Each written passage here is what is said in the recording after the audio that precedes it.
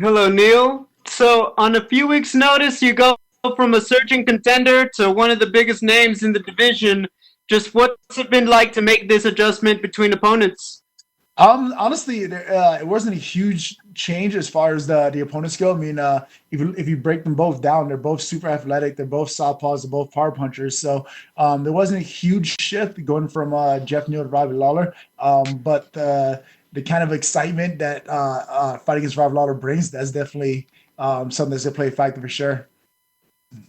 This is your second fight of the pandemic. Did you bring anything with you from home to pass the time to make it easier that you didn't think of the first time? I actually brought less this time. I mean, the last time I was out here, I bought the PlayStation and all the stuff to distract me when I was here. And it played as too much of a distraction. And like fighting became the least of my priorities then. I was like a little too comfortable at that point. So being in a hotel room now and actually being able to visualize and play the fight over my mind over and over and over, I feel like it's going to help me a lot more as opposed to last time when I was here. It was just a little too many distractions for me being in that hotel room with the games and all this other stuff that had going on. You're a guy who is known for fighting so often and keeping quite the schedule. I know 2019 is what it was, but can you talk about what it's like to be back on track and to be back on schedule, so to speak, by being so active this year? Man, it feels great. I thank God for it every day. I mean, to be in a position that I'm in now to compete as often as I am and stay as healthy as I am with all these fights. I mean, I'm truly fortunate for it, and I'm taking advantage of every opportunity that's presented to me. The difference between the years prior to now is before it's kind of writing it out, enjoying myself. Yes, those I was always planning for the future and that kind of thing. But at this point, like having a son and having a wife and all that stuff now in 2020, there's no room for error. There's no room for slacking up. There's no room to kind of like take a day or an opportunity for granted. So to be able to compete as often as I can and provide for my family and keep moving forward, make my goals, my dreams come true is amazing. Final one from me. I think there's a bit of perception. Could Robbie Lawler be slowing down a little bit? Could it be just a little more vulnerable than he used to be? Watching him and preparing for him, I mean, what do you expect to see out of Robbie when you get out there? So yeah, that's been the theme of this whole fight we going into. Everyone's like, "Oh, Ryan Lauder might be past his prime, might be this, might be that." I'd be an idiot to think that for a second that Robbie Lawler's past his prime. This guy's one of the most dangerous welterweights on the planet. He was a UFC champion for a reason, so I can't take him lightly. I can't look past him at all. And look at the last couple fights he had. I mean, it doesn't really represent the kind of fighter he is and the kind of fight he's able to bring to the table. The RDA fight, he hurt his knee early on. The Ben Askren fight, it was that fluke submission that he wasn't necessarily out on, but the ref called it anyway. And Covington did a good job controlling him the whole fight. But the biggest thing for me is just staying focused and realizing that in front of me is the most dangerous rival ever, and going out there and fighting that guy. Thank you. No problem. We will take our next questions from Danny Segura with MMA Junkie.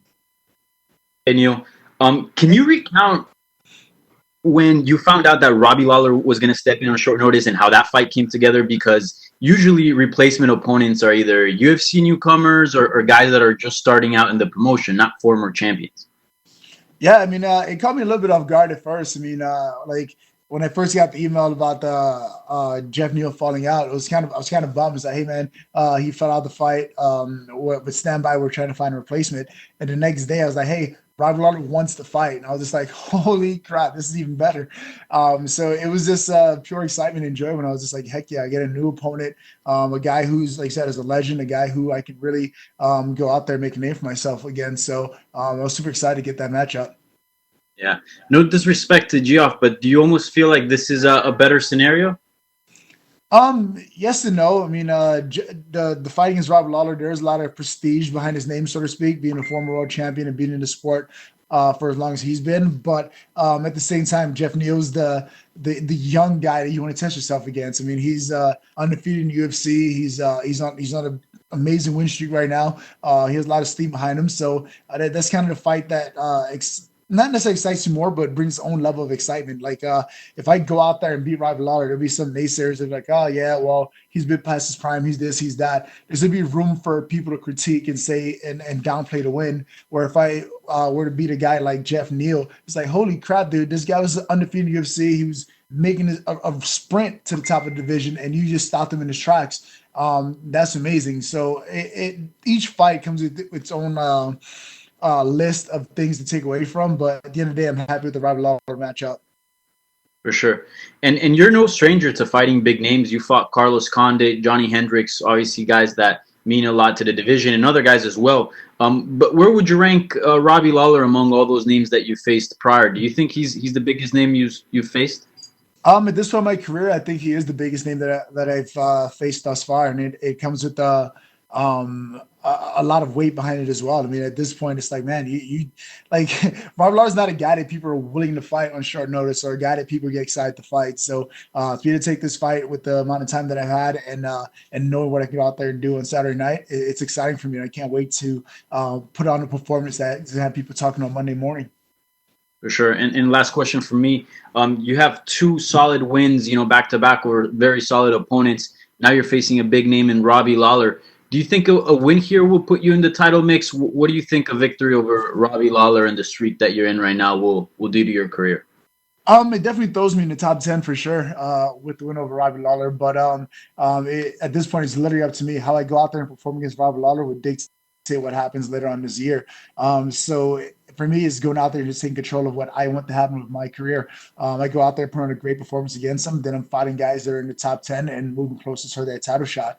I'm not going to be as naive to say like, yeah, if I beat Robbie Lawler on Saturday, I'm ready to fight for a title on Monday. I know there's going to be some work to be done as far as working my way through the ranks and that kind of thing. But a win against Robbie Lawler definitely propels me in the right direction. Thank you, Neil. Good luck on Saturday. No problem. Thank you. We will take our next questions from Pablo Santamaria with Noti MMA Ecuador. Hi, Neil. How are you? Pretty good. How are you doing? Everything is fine. Thanks for asking. The first thing I want to ask you is, you said that Geoff Neal and Robbie had a similar style. So what do you think is the main difference between them? So you have to adapt your style for that. To be honest with you, the main difference between a fight against Robbie Lawler and Jeff Neal would be the experience level. Robbie Lawler is a guy who's been in deep waters plenty of times before, and finds a way to win. I mean, you watch his fight against Mainhoof and plenty of other guys where it's like, man, dude, he's out of the fight and he somehow finds a way to rally back, get a knockout, and win the fight. So his fight IQ is definitely a lot further than Jeff Neal. So that's something to take into account on Saturday night is the experience level. But when it's all said and done, it's up to me to go out there and get it done. Like it's a fight that's definitely winnable for me. It's a fight that I know I can go out there and put a great performance in. So at this point, you just go out there and execute. Okay. What do you expect from Robbie? He is coming from 3 consecutive losses. Do you think he's going to come very aggressive and try to knock you out? When have you seen the Robbie Lawler fight where he wasn't aggressive? He came for a knockout. I definitely expect him to be similar to Donald Cerrone fight where he just sprinted out and then threw everything he had towards Donald Cerrone, and that's the kind of fight that I'm expecting. I'm expecting it to be fireworks from beginning bell to whenever that fight may end. So that's the kind of Robbie Lawler I'm expecting. The guy who is dangerous everywhere, the guy who's experienced, the guy who was a former world champion for a reason, and that's the kind of fight that's going to bring out the best in me. And what's your prediction for the fight? Me getting my hand raised, whether it's submission, TKO, or decision, I'm going to get my hand raised on Saturday night. And where do you think a victory over Robbie Lawler puts you in? It definitely propels me further in the top 10 of my division, where I can start facing the guys in rank 6, 7, 8, 9, along those ranks or whatever. But it definitely puts me a step in the right direction, and this is a huge fight for me, a huge opportunity for me to go out there and take advantage of. Thank you very much, Neil, and good luck on Saturday. Thank you so much. Appreciate it. And we will take our last set of questions from Ezequiel Borganzi with Super Luchas. Hey, hello, Neil. How are you? Good. How are you doing? Fine, thank you. So, how it was this training camp? Because you already had 2 on this year, one in the pandemic. So, how is it for you now? Are you more used to, or there some things that you are not really used to in these times? This training camp has been great. I mean, like I said, like my motivation has been higher in years. I'm in a great position right now. Literally, my last fight against Tony Martin, I was in the gym on Monday. Already asked my coach, like, "Hey, what do you think about the fight? Where do you think I can improve? What do you think I should work on?" And putting the work in. So whether it was Jeff Neal, Robbie Lawler, or whomever else, I was then prepared to go out there and just show a more evolved, better version of myself from my last fight already. So it wasn't. I don't think the pandemic slowed me down at all. If anything, I think it helps because, like I was saying earlier, a lot of the distractions are gone. A lot of the extra bodies that tend to be on the mat that pulls away coaches' attentions are gone. So I'm really able to kind of focus in on what I need to and focus in on the things I do to get better to continue winning these fights. And you are 3 victories away to tie the same record George St. Pierre has about wins in your division, the history of division. How do you feel about that? How much do you think that you will need to tie that record? It feels great. Like I was saying earlier, like this whole process is unfolding great. I mean, going from a 19-year-old kid walking on the mat trying to figure this thing out to being where I'm at now, where I'm fighting guys who are legends in the sport. I'm having wins over guys who are former champions, and I'm being put in the same category of guys who are considered the greatest of all time in the sport. I mean, it is legend that I'm doing the right things and I'm working in the right direction. I mean, it's one of those weird things that everyone looks at success like this, like straight path to the top, whatever. But it's filled with deep valleys and hills and that kind of thing, and there's some low points in it. But overall, if I look back the last 8 years I spent with the UFC, I made a steady climb to the top, and I can't wait to see what this is going to be like when it's all over.